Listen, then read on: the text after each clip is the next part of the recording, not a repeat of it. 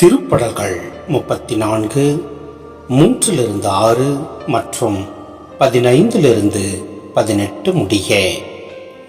என்னுடன் ஆண்டவரை பெருமைப்படுத்துங்கள், அவரது பெயரை ஒருமிக்க மேன்மைப்படுத்துவோம். துணை வேண்டி நான் ஆண்டவரை மன்றாடினேன், அவர் எனக்கு மறுமொழி பகர்ந்தார். எல்லா வகையான அச்சத்தினின்றும் அவர் என்னை விடுவித்தார். அவரை நோக்கி பார்த்தோர் மகிழ்ச்சியால் மிளிர்ந்தனர். அவர்கள் முகம் அவமானத்திற்கு உள்ளாகவில்லை.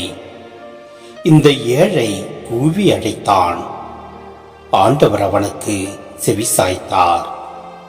அவர் எல்லா நெருக்கடி நின்றும் அவனை விடுவித்து காத்தார்.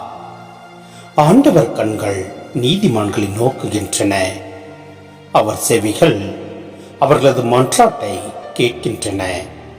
ஆண்டவரின் முகமோ தீமை செய்வோருக்கு எதிராக இருக்கின்றது. அவர் அவர்களின் நினைவே உலகில் அற்றுப்போக செய்வார். நீதிமான்கள் மன்றாடும் போது ஆண்டவர் செவி சாய்க்கின்றார். அவர்களை அனைத்து இடுக்கணினின்றும் விடுவிக்கின்றார். உடைந்த உள்ளத்தாருக்கு அருகில் ஆண்டவர் இருக்கின்றார். நைந்த நஞ்சத்தாரை அவர் காப்பாற்றுகின்றார்.